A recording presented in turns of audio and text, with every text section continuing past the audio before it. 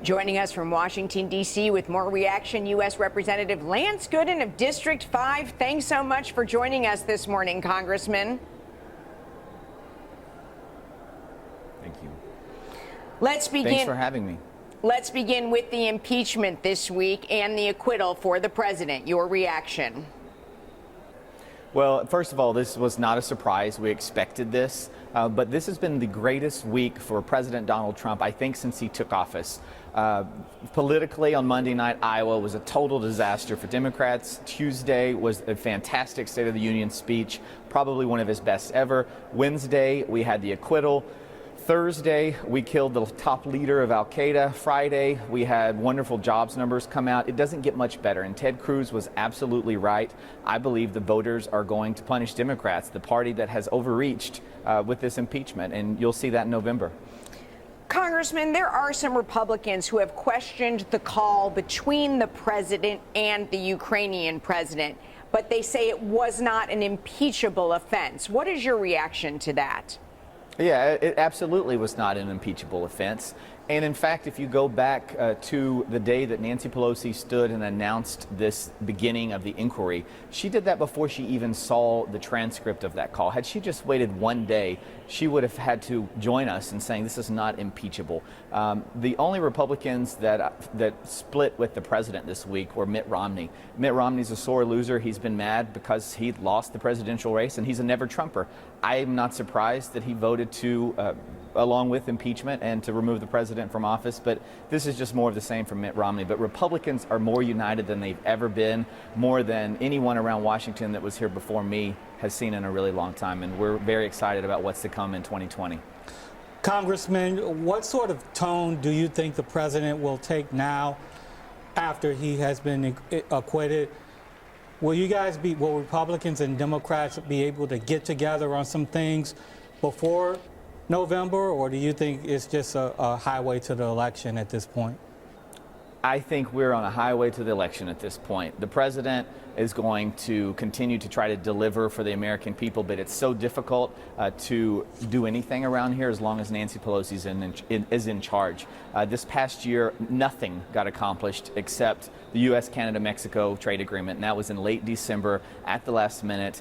We don't expect any real progress to happen as long as Democrats are in control, which is why our efforts are focused on taking back the majority. You asked a question about tone.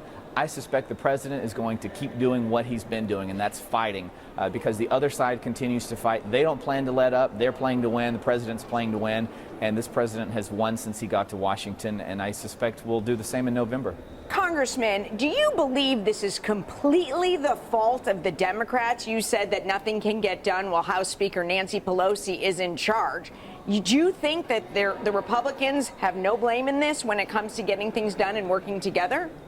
I think that she took this House of Representatives off a cliff in September when I think it was October, I've lost track of the dates at this point, but late September, October, when she came out and said, we're going to impeach the president, when she went back on what she had said from day one, and that was impeachment should be a bipartisan exercise. She said impeachment is bad for the country.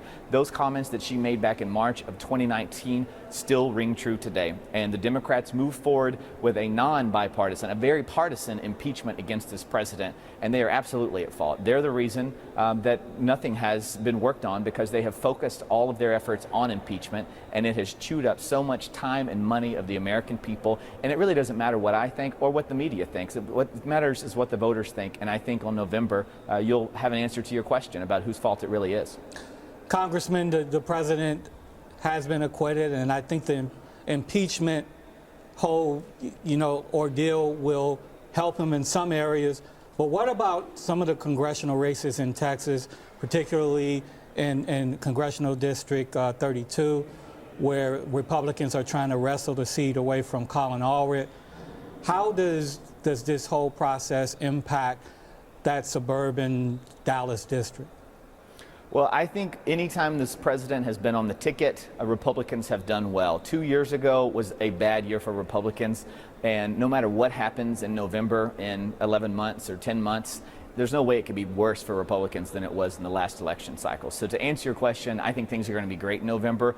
I think these swing district seats, like the seat that's currently held by Colin Allred, as you mentioned, one down in Houston that flipped, those are absolutely in play. Republicans are going to be working to take those back because they're key to reclaiming the majority. But I think the president being on the ticket will help turnout, will help the electorate, the Republican electorate especially, that perhaps slept in 2018, to get out and vote. And I think the American people are sick of this impeachment business. I think it's really left a stain. The speaker likes to say it's a scar on the presidency forever. I think it's a scar on their legacy, and I think they'll pay for it at the polls.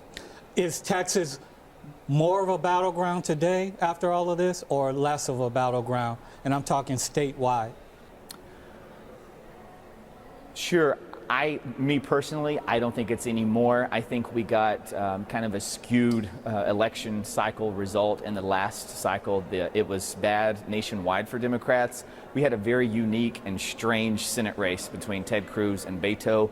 There are various theories about why that race was so close that I won't get into. You have your theories and I have mine. But it was a very unique Senate race. We're not going to see that in this race. The Democrats don't have any good candidates. John Cornyn has done a great job leading through this impeachment.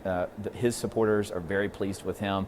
I don't think you'll see the action in Texas that you saw 2 years ago. And also because we have the presidency going on. There wasn't a whole lot going on around America in terms of sexy Senate races.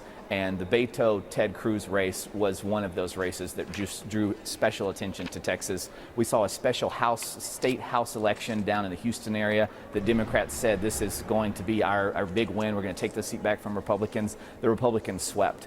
So I don't think Republicans are taking Democrats lightly in the next cycle, but I don't think we're running around with our hair on fire thinking the end of the world is here. Congressman, thanks so much for being with us. Safe travels back here to Texas.